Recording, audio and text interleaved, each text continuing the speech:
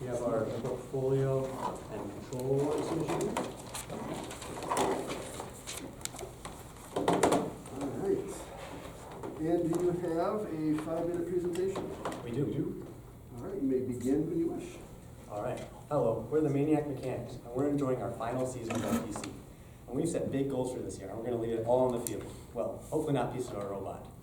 But first, we're thankful for our sponsors, local small businesses /Blue, Advanced Drafting and Residential Design, Custom Solutions Engineering, and St. Paul Machine and Design. We brainstormed a dozen specific game strategies for this year and made a matching list of design requirements for our robot. You can read the many details in our portfolio, as well as all the design iterations we did. But for this time, we're focusing on what's especially innovative about our team and robot, because we're here to convince you, as potential investors, that our company has great center stage technology worth investing. We set a team goal to CAD everything before we built it this year, and Jason and I did most of that. We even custom designed several parts to be CNC cut out of aluminum and steel, which our sponsor companies were kind enough to do for us. Our odometry pads are square and interchangeable, and we used 4 this year for better accuracy. They're spring-loaded to always maintain good contact with the mat. Early on, we decided on a 2-stage arm. It had to be as light as possible, so we used a carbon fiber tube for the forearm and mounted both motors on the shoulder. This upper motor actually drives the elbow joint using these timing belts. The whole drive shaft and pulleys are independent of the main arm. They just make the axle for it. The main arm is actually driven by the lower motor and the pulleys screwed to the side channel. So that was a pretty innovative design. I designed the drone launcher, and we use a motor and flywheels instead of a rubber band, so we can easily change the speed if we need to. We started picking up pixels using intake wheels, but we completely redesigned into the banana splitter, starting the night of our first tournament. We have 2 grippers on separate plates that can hinge, so we can grab from the side stack like this, or from the floor and the wings and drop flat on the backdrop when open. We haven't seen anything like it, and we did torque calculations on our fingers to show that they're 27 times stronger than our old design. In previous years, we've been pushed around, so Jason and Josh designed a system to brake our mechanism wheels. We use a servo to turn this screw plate, which pushes this toothed plate into the mechanism rollers to stop them from spinning. This increases our traction. But the most inventive part of the design is this thrust bearing, which lets the whole system rotate on the drive shaft so we can use it while driving. We filed a provisional patent and got Antimark to sign an NDA. We negotiated with them about licensing our idea if they would pay for patent lawyers to jointly write it up with us and make it more solid. But they declined, so our coach helped us write it up ourselves. It's already impressed college admissions officers. I'm the programmer, and our team uses Java, Android Studio, Git for version control, and GitHub for remote hosting. This year, we explored using a webcam and TensorFlow to detect our team prop. We decided that color sensors would be more robust. We do auto-driving global coordinates with the pose that's our robot's position and orientation as a 3D vector. The X and Y are on the field, and the Z component is orientation. We improved our odometry math from last year to use 4 pods instead of 3, and created our own algorithm to get our robot to rotate while driving from one post to another. That path is in 3D, so we just power the motors to follow that 3D path and steer back towards it if we get a little bit off. We designed at least 24 different types of robot parts to 3D print, plus our team props. We gave a kickoff presentation on 3D printing at the U of M, did outreach with Riverfest with high-tech kids in La Crosse, Wisconsin, and volunteered at a tournament earlier this fall. We advised and mentored 3 younger teams. We visited one of our sponsor companies and learned how several machines in their machine shop work. Our team also bonded over a 4-day canoe camping trip in the Boundary Waters this past summer. We focused on outreach even more this year. We did demos for close to 100 kids at Long Lake Park and let them drive our robot, and close to 80 elementary schoolers in the trail life troop. We also demoed for 21 employees at Abbott, where our coach works, and for an inner city students at Hope Academy in South Minneapolis. And most of all, we reached hundreds of adults and kids at our demo booths during our 12 hours of fundraising at local grocery stores. So thanks for listening to our presentation, and if you decide to invest in the Maniac Mechanics, our robot will be very happy. Very nice. Very engaging presentation. Thank you. Can I see your patent? I'm sorry, my daughter does things like this, so I just want to see what's in here. Yeah. So can you talk me through the 4 odometry pods? Most teams use 3. You're using 4. You made a big deal about that. Why? Well, last year we had one of our encoders, it kind of became faulty. And so this year, to double check that, we have 4, so we will know when there's an error in the technology.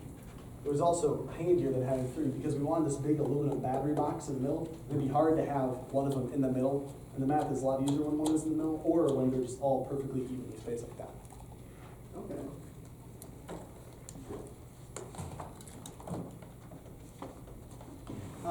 I like to get up and look at robots. Yeah, come on over, please. I can't pick it up. Okay. So talk me through your arm here. You talked about how that's working. What's the design? Oh, sorry, here. Oh, yeah. Yep, so this upper motor is attached to these pulleys on the inside. Uh-huh. Those, the pulleys on the outside are just resting on bearings on that shaft. Uh-huh. So when this rotates, it doesn't affect the main arm. It just moves these belts running through the channel and moves the forearm. The lower motor then has belts going up on the outside of these side channels that run the pulleys that are screwed to the side channels. So that way we can have all the mass down here, because we knew from 2 years ago we had an arm as well for the Freight Frenzy, and we had the motor for the elbow in the forearm, or in the bicep, and it was quite heavy when we were moving around and trying to go fast. Yep. And we knew cycle time would be important for this, to get from the floor to the board as fast as possible and without shifting a ton of weight around. So this design allowed us to keep all that mass down here and keep it light. How did you find that you figured that out? We had experimented some with like linkages when we did the arm before, of looking at like excavators and stuff. And for that ear's wrist, it was maintained, it stayed level with the floor because we just had some mechanical linkages. So similar idea with this, we found that, oh, that kind of works that way. We also wanted an arm like this because then we don't have to turn around between when we pick up and we place. So if I turn a little bit, and when we pick up, it just goes down here, and then we can drive into the pixels and grab them. And we want to place, our whole arm can just swing back and place them on the back door, which we thought was nice to save time. And we had some knowledge about belts because last year, we experimented both with string and with belts for getting our lift to run. So that kind of transferred over as well, and that knowledge of how the cascade system works and whatnot. So what caused you to end up using the carbon fiber rod? So I'm a big carbon fiber guy, and we last year, or 2 years ago, when we built an arm similar to this, we just had a big Actibotics piece of channel, and that was just so heavy, and our arm just was so massful that its moment of inertia was super high, so it was really hard to like swing anywhere. But carbon fiber is super light, and after we got these, we're like, these are like the strongest things ever, and it works so well. All the wires from here go right through the tube. They go right through the tube. Very nice cable management. Yes. And talk me through your launcher. Yeah, so we knew that rubber bands are somewhat inconsistent and that you couldn't really change them. It's like, oh, you gotta find the right rubber band. So the motor's been nice. We were able to just build the launcher, test speeds and angles, and it works pretty consistently. We also found that battery power did affect the motor, but we've been able to program that issue down. So, And how did you get around that with programming? We just read the voltage and then we just use a ratio, and we have I think it's around 0.7-ish at 13-ish volts is when we measured it at, and so depending on how far away it is from 13 volts, we just increase the power as necessary. Are you using those mechanic brakes you talked about? Currently not right now. We've had more important things to build. But and for this season, unlike 2 years ago where you had to like stop, or even last year when you just stop and then put the cone on, that would have been very nice then. But this year you're moving almost all the time, so there wasn't a huge need for it. we're a little bit cramped for space in the drivetrain, so since we didn't have a great need for them, we decided that they'd be better left out. Okay. Is there a purpose to the threaded 3D printing? So those are actually part of the brakes. We didn't take the whole part Okay. off. So that's where that little screw plate goes in with the tooth plate to push them into the wheels. Okay.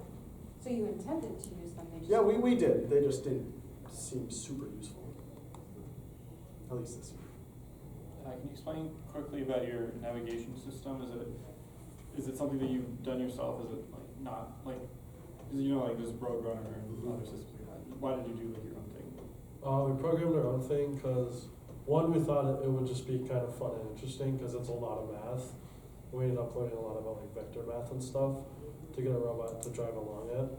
And we thought it might be easier than just trying to pull in another dependency because then we just have to worry about our own code working.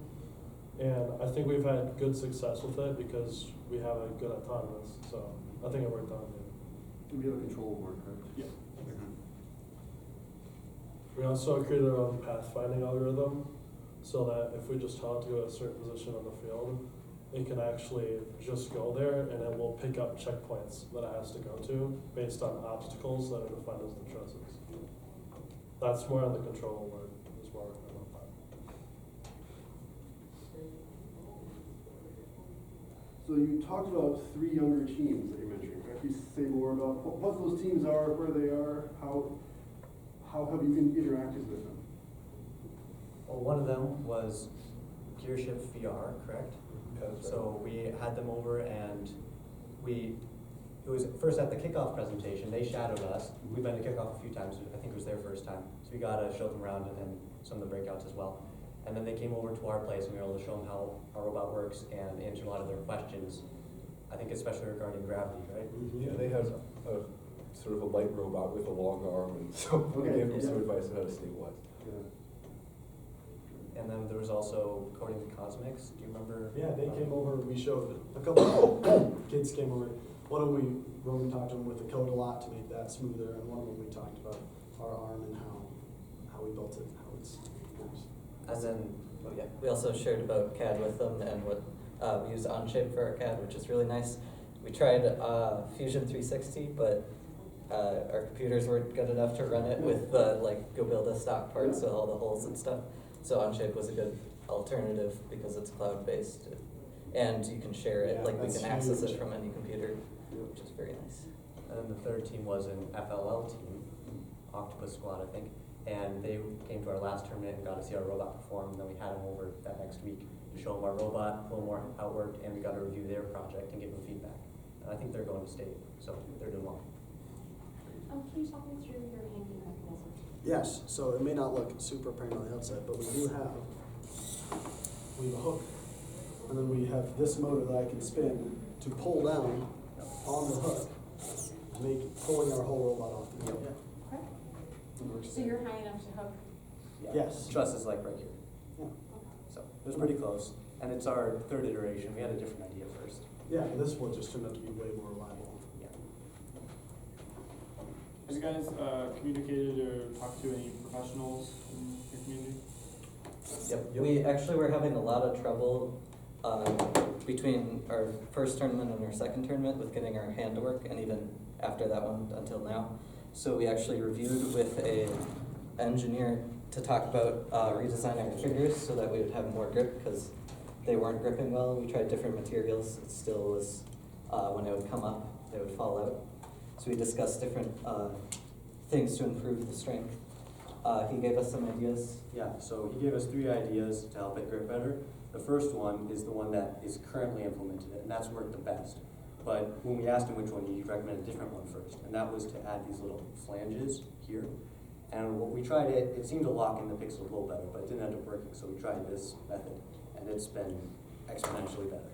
For this one, we changed the pivot on here so that we'll have a little bit more torque when this finger comes in. A ton more torque. Yeah. So So if you times can extra, see it's where more. the position of the servo is. Yeah, the servo compared to the pivot point, that distance is way less than that distance that we have now. So that greatly increases how much pushing force this finger actually has. We are at time. All right. Thank you. Yes, It thank was you. great to get to know you and see your robot Yes, sir. and your team. Thank you. Good luck tomorrow. Yeah, good luck, guys. Thank you. Thank you so much. Thank you. Very engaging presentation. Thank you. Thank you. Thank you. Thank you very much. Go for the robot. Of course not. You're It'll getting be a long day inspected. tomorrow without it. Yeah, it's true.